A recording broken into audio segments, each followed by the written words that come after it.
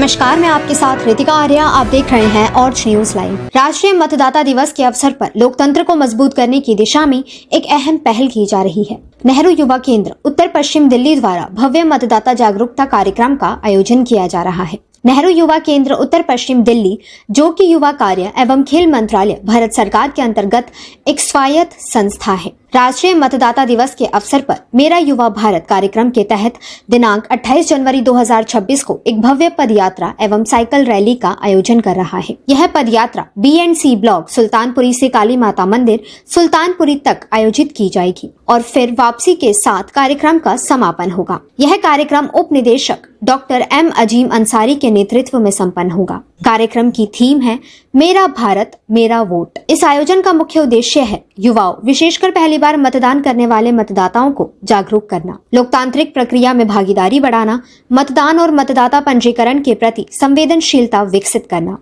कार्यक्रम के प्रमुख आकर्षण होंगे पदयात्रा एवं साइकिल रैली, नए मतदाताओं का सम्मान समारोह, मतदाता जागरूकता संवाद एवं शपथ ग्रहण। नेहरू युवा केंद्र की ओर से उत्तर पश्चिम दिल्ली के सभी युवाओं से अपील की गई है कि वे इस जन आंदोलन में भाग लेकर राष्ट्र निर्माण और लोकतांत्रिक मूल्यों को मजबूत करने में अपना योगदान दें। लोकतंत्र की मजबूती जागरूक मतदाता से ही संभव है। सर, जो आज आपने प्रेस वार्ता रखी है, इसका क्या उद्देश्य है आपका? इसका उद्देश्य ये है कि आप लोगों ने देखा होगा कि अक्सर इस देश के यशस्वी प्रधानमंत्री ने एक आह्वान किया है कि हमें 2047 का भारत कैसा चाहिए। 2047 के भारत, विकसित भारत को बनाने के लिए आज के जो युवा वर्ग है, कल वो नेतृत्व करेंगे। इसी सोच के साथ राष्ट्रीय मतदाता दिवस के रूप में माई भारत डिपार्टमेंट मना रहा है। इसी श्रृंखला में हम लोगों ने कल एक कार्यक्रम रखा है और जिसमें विभिन्न तरह के कार्यक्रम आयोजित किए जाएंगे। और इसके पीछे जो सोच है वो ये है कि जो नए मतदाता हैं, जो पहली बार अपने वोट देंगे आने वाले विभिन्न चुनाव में, उनको महसूस करा सके कि आपका वोट कितना महत्वपूर्ण है और उनको ये एहसास दिला सके कि आपको बूथ तक क्यों जाना चाहिए, क्यों आपको वोट कास्ट करना चाहिए। हमने अक्सर लोगों को शिकायत करते देखा है कि सरकार ये नहीं कर रही है, सरकार वो नहीं कर रही है। मुझे लगता है कि जब से आज़ादी मिली है तब से आज तक यह सिलसिला चालू है। लेकिन जब मताधिकार की बात, प्रयोग करने की बात आती है, तो वोटर वाले दिन को हम लोग छुट्टी दिवस घोषित कर लेते हैं। हमें लगता है अरे आज तो एक दिन आराम करने का मौका मिला। और दूसरा जो एक बहुत खास बात जो हमारे और आपके दिमाग में चलता है कि इस मुश्किल समय में, भागदौड़ की जिंदगी में एक दिन तो आराम का मौका मिला, हमारे एक वोट को कास्ट नहीं करने से क्या फर्क पड़ेगा? अगर हम एक वोट नहीं डालते हैं तो क्या फर्क पड़ेगा? यह मानसिकता बहुत सारे लोगों की है।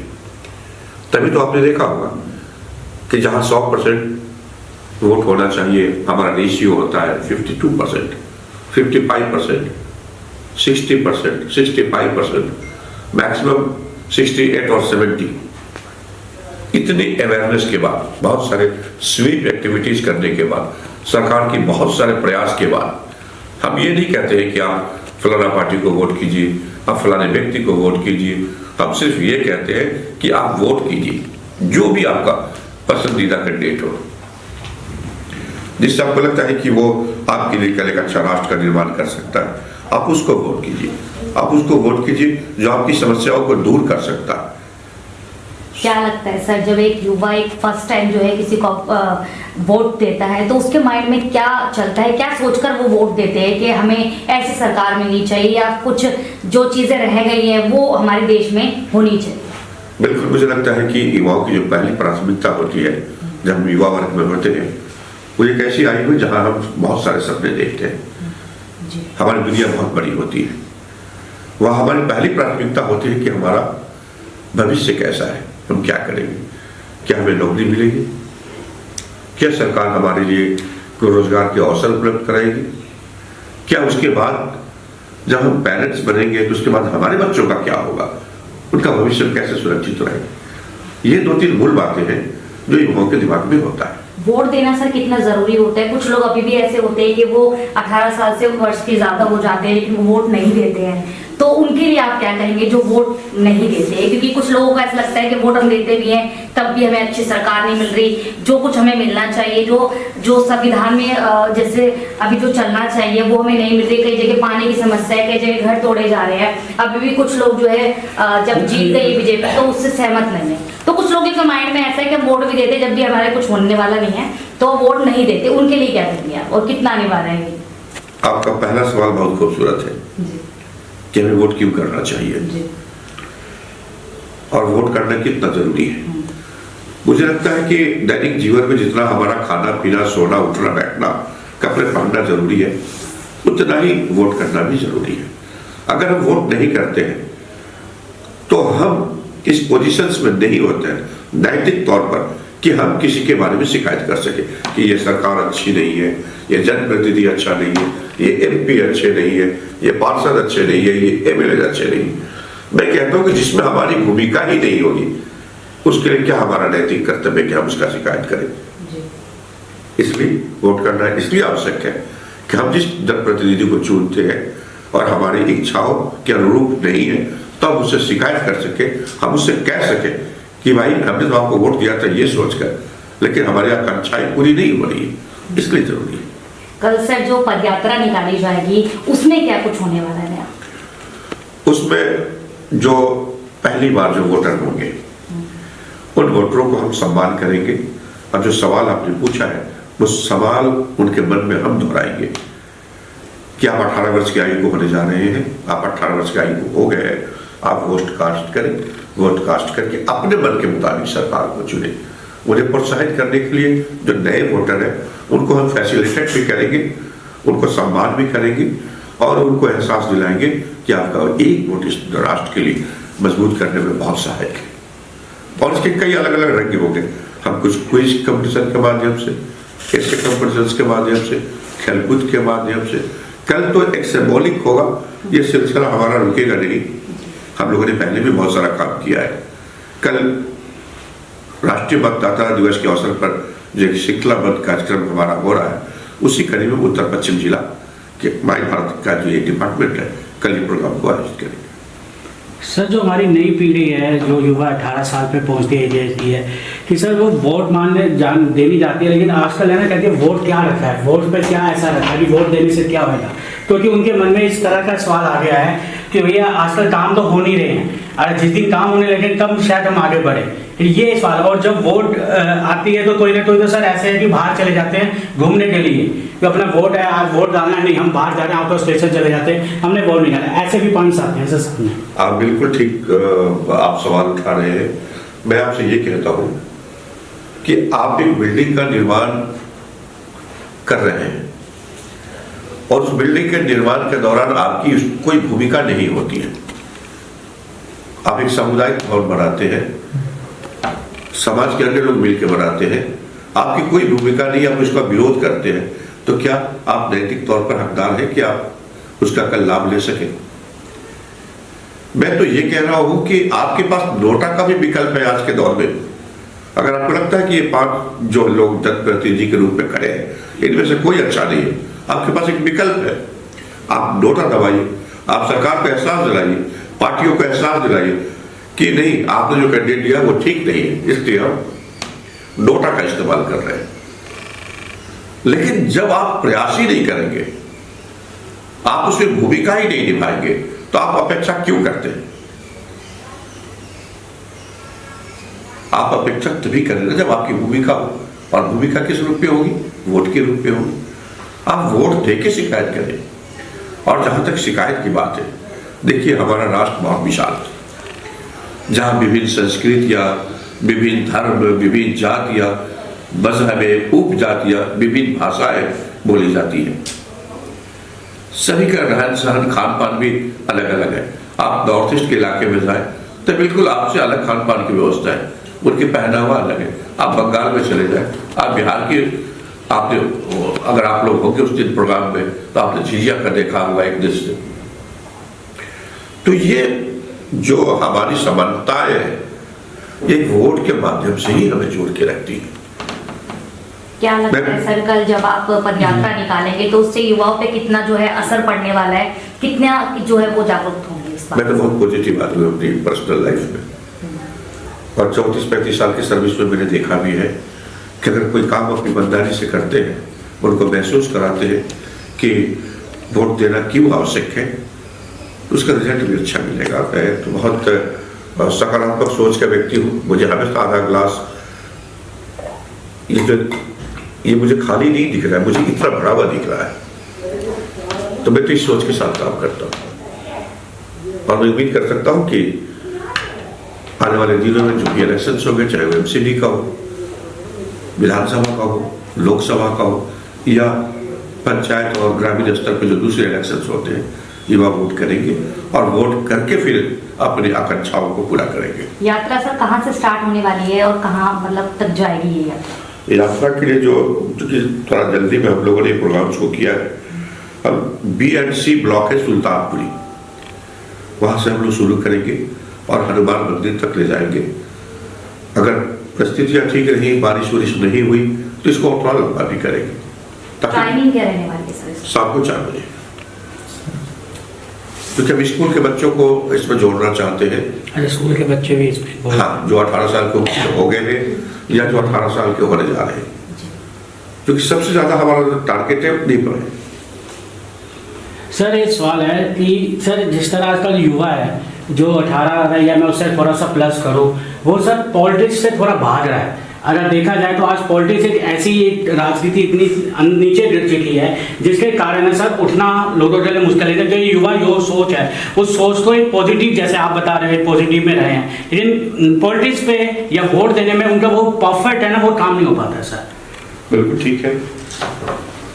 अगर कोई युवा, आपकी जगह कोई युवा ये सवाल करता, तो मैं उसे ये कहता कि तुम्हें लगता है कि राजनीति गंदी चीज है, राजनीति के लोग काम नहीं कर पाते, तो क्यों नहीं आते हो राजनीति में?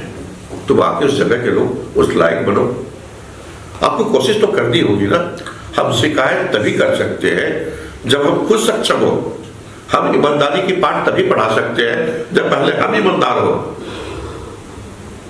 लेकिन अक्सर होता क्या है कि उपदेश और बातें हमेशा हम दूसरों पर लागू करते हैं, वो अपने पर, अपने परिवार पर, अपने बच्चों पर लागू नहीं करते। अगर आपने देखा होगा कि प्रधानमंत्री जी ने कई मंचों से इस बात को कहा है कि हम इस देश में 10 लाख नौजवानों को तैयार करना चाहते हैं। हम 1 लाख ऐसा युवा को तैयार करना चाहते हैं जो राजनीति में आए।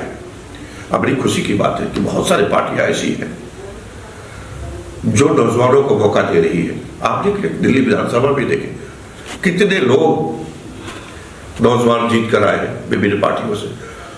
आपने बिहार का एक ताजा उदाहरण बता रहा हूं, अभी वहां हुआ जिस क्षेत्र के आसपास से झांसी है, वहां से अलीनगर एक विधानसभा है, दरभंगा बिहार का एक डिस्ट्रिक्ट है, बड़ा ऐतिहासिक डिस्ट्रिक्ट है। वहां से एक लड़की मैथिली ठाकुर जीत के आई है जो मशहूर लोक गायिका है। आपको उनका उम्र पता है? 25 साल से कुछ ही दिन ज्यादा हुआ है उनका। आप हमारे 25 साल के विधायिका कहते हैं। एक 25 साल की लड़की विधायक बनी, उसके सामने तो सारी दुनिया पड़ी हुई है। हालांकि जिस फील्ड में थी वहां बहुत पैसे थे, बहुत नाम और सब कुछ था, लेकिन उसने भी तो साहस किया, तो ये जानते हुए भी कि राजनीति में कुछ अच्छे लोग हैं तो ज्यादातर बुरे लोग हैं, और वो इसमें उतर कर अगर राजनीति की सफाई करती है, राजनीति में अच्छी विचारधारा लाती है, राजनीति में अच्छी सोच रखती है, तो आप जो कह रहे हैं कि नेताओं के नाम पर जो गालियां निकलती है वो मिट जाएगा। आप आजादी के समय को देखें, बहुत श्रद्धा थी नेताओं के प्रति, धीरे धीरे परिस्थितियां बदलती गई। अगर हमें किसी को गाली देना होता तो कई बार आप कहते थे ये तो नेतागिरी कर रहा है, लेकिन अब थोड़ी परिस्थितियां फिर बदल रही है। मैं उम्मीद करता हूं कि आने वाले दिनों में और अच्छे लोग, नौजवान जब इसमें जुड़ेंगे तो जो इसमें थोड़ी बहुत गंदगी है उसकी सफाई भी होगी। ये पार्टी अच्छी है, पार्टी बुरी, इससे तो कोई हमारा लेना देना ही नहीं है। हम तो सिर्फ ये कहते हैं, मैं उस बात को फिर दोहराता हूं कि आप वोट करें, ABCDE में जिसको भी आपको अच्छा लगता है, जो आपकी पसंद का उसको वोट करें जी। और जब वोट नहीं करेंगे तो फिर याद रखिए आपको शिकायत करने का भी कोई हक नहीं है। मैं मध्य प्रदेश का रहने वाला हूँ। रिसेंटली मैंने डिस्ट्रिक्ट यूथ ऑफिसर का पद पर मेरी एंट्री हुई है यहाँ पर under department of youth affairs and ministry of youth affairs and sports. मेरा नाम शायंतन विष्णु है, मैं पश्चिम बंगाल से हूँ। मैं भी डिस्ट्रिक्ट यूथ ऑफिसर के पोस्ट में ज्वाइन किया हूँ 23 दिसंबर को as a part of my Bharat under the ministry of youth affairs and sports. मेरा नाम अमरेंद्र कुमार है, मैं बिहार समस्तीपुर से हूँ और मैंने district youth officer as a post join किया है। और अभी हम लोग एक सप्ताह से अंसारी सर के अंदर सीखने के लिए आए हैं कि कैसे यूथ क्लब काम करता है, कैसे डिस्ट्रिक्ट यूथ ऑफिस काम करता है। मेरा नाम ईशा गौतम है।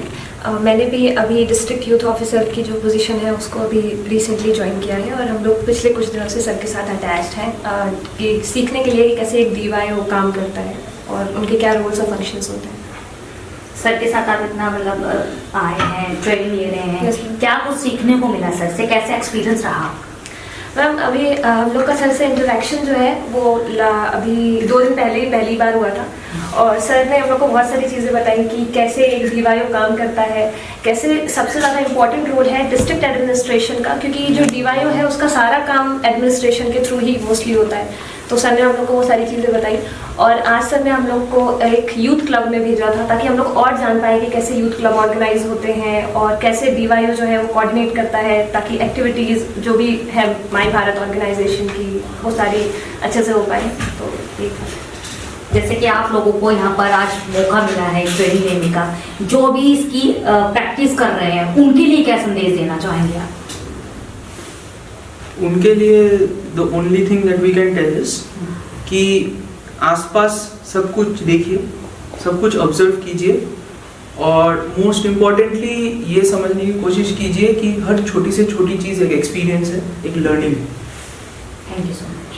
हैं ये तो और आने वाले समय में आप कहीं ना कहीं पद पे बैठेंगे, तो आपने यही लाइन क्यों सिलेक्ट की यूथ के लिए? सबसे और क्या संदेश देंगे? कल आप इस गरिमा को आप बैठेंगे, उस चेयर पे बैठेंगे सर की जगह, तो आप क्या संदेश देना चाहेंगे यंगिस्ट के लिए?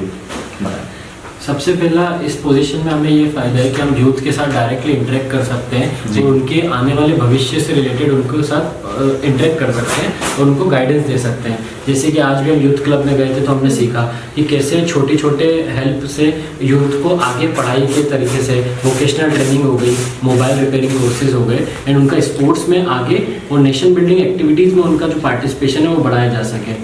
जैसे कि हमने सर से भी बहुत सारी चीज़ें सीखने को मिली कि यूथ को हम इस कंस्ट्रक्टिव एक्टिविटीज़ जो देश की तरह सेवा होती है उसमें कैसे लगाया जा सकता है, कैसे यूथ को हम स्वच्छ भारत मिशन हो गया, नशा मुक्ति केंद्र वाले जो कार्यक्रम हो गए उन सबके साथ जोड़ सकें। जैसे कि आप युवा हैं और अब बहुत जल्द आप यहाँ तक पहुँचे थे, ये इसके लिए तो मैं कॉन्ग्रेचुलेशन कहता हूँ आपको पहले से और बहुत बेस्ट। आजकल जो हम पीढ़ी देख रहे हैं, जो सिस्टम इस तरह का खराब है, इस सिस्टम को आप कैसे सही करेंगे? क्योंकि मेन युवा आता है इस सिस्टम में, उसको सही करने के लिए। लेकिन क्या होता है कि वो भी कोई ना कोई तो उस सिस्टम के साथ जुड़ जाता है या सिस्टम से आगे बढ़ के कुछ करके अलग करता है। तो आपकी क्या सोच है कि आने वाले टाइम में हम इस सिस्टम को, भले इसको चेंज नहीं कर सकते लेकिन इसमें थोड़ा प्रयास को कर सकते हो? प्रयास में ही ताकत होती है, कोशिश में भी बहुत बड़ी ताकत है। तब हम भारत को एक नया संदेश, एक नई ताकत, एक नई ऊर्जा दे सकते हैं। और आप लोगों से कुछ सीखे, जैसे आप यहाँ से आएंगे तो इनसे बहुत कुछ सीख रहे हैं, आपने अभी बताया, आप चारों ने बताया, तो क्या देना चाहेंगे? ये मेरा सवाल है महत्वपूर्ण, और खासकर नशे के लिए, क्योंकि हमारा नशा एक ऐसा है जो कभी ना सुधरा है ना सुधर सकता, लेकिन बहुत से रिजल्ट तो ला सकते हैं ना। जैसे कि अंसारी सर ने बताया, सबसे पहला स्टेप जो होता है हम अपना वोट कास्ट करें। सबसे पहला स्टेप यही है हमारा आगे बढ़ने के लिए। दूसरा, जैसे आपने नशा मुक्ति का बताया, तो हमें लोगों के बीच और यूथ को ये बताना पड़ेगा कि इसके नुकसान क्या है, आगे चल के हमारे देश के लिए और हम सब के लिए, हमारी सोसाइटी के लिए कितना ज़्यादा हानिकारक है। फिर जब धीरे धीरे बच्चों में अवेयरनेस फैलेगी इसके रिगार्डिंग कि इसके कितने क्या क्या हार्म्स है, तो हमें समझ आएगा कि हम दूसरों को भी इसके रिगार्डिंग अवेयरनेस फैलाएं कि हम ऐसा सोसाइटी एक बिहेवियरल कैंपेन लेकर आए कि हम सभी इस चीज़ के अगेंस्ट हो जाए। और हम, जैसे कि सर ने भी बताया था, कि हम जब सबको एक साथ लेकर चलेंगे तो हम आगे देश के लिए एक बहुत बड़ा एग्जाम्पल सेट कर सकते हैं।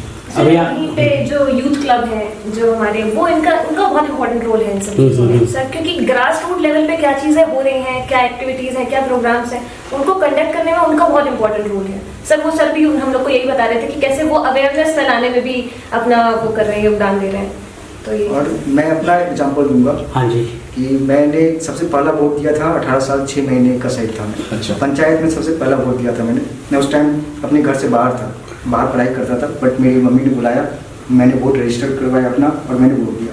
मैं अब यूथ से कहना चाहूँगा सर की तरफ से और माई भारत की तरफ से कि आप अपना रजिस्ट्रेशन कराएं और वोट जरूर दें। वोट क्यों करना चाहिए युवाओं को?